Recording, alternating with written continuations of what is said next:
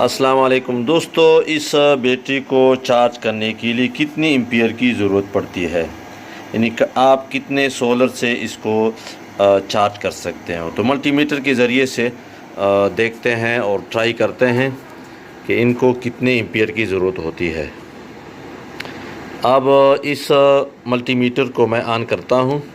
जब आप ऑन करेंगे तो ये वोल्टेज का ऑप्शन है, ये दूसरा है, ये तीसरा, यानी आप एम्पियर पर सेलेक्ट करेंगे। यहाँ पर ये 40 एम्पियर पर सेलेक्ट हुआ।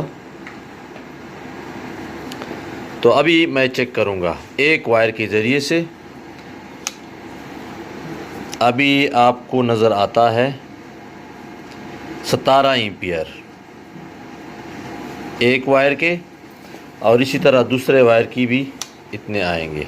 हाँ, 17 तकरीबन 18 एम्पियर। तो अब डिवाइड करेंगे कि ये इस बैटरी को तो 14 एम्पियर की ज़रूरत पड़ती है। अब ये ज़्यादा आ रहे हैं। अब ये ज़्यादा कहाँ जा रहे हैं, ये आप ख़ुद डिवाइड करेंगे कि मेरे कितने पंखे चल रहे हैं। यहाँ पर एक पंखा चल रहा है, तो वो भी 3 एम्पियर का है। 3 एम्पियर जमा 14, तो ये 17 एम्पियर जा रहे हैं। अगर इस पर और बोझ डालेंगे तो ये यहाँ पर 18 या 20 तक एम्पियर शो करेगा। मैं आपके सामने दिखाता हूँ।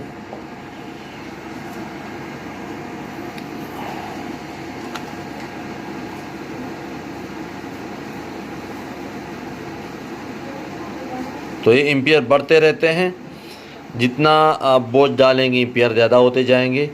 ये ख़ुद ब खुद ये जो चार्ज कंट्रोलर है ये ख़ुद तकसीम करता है, और इसके ज़रिए से यानी आपको 14 एम्पियर कम से कम चाहिए इस बैटरी के लिए।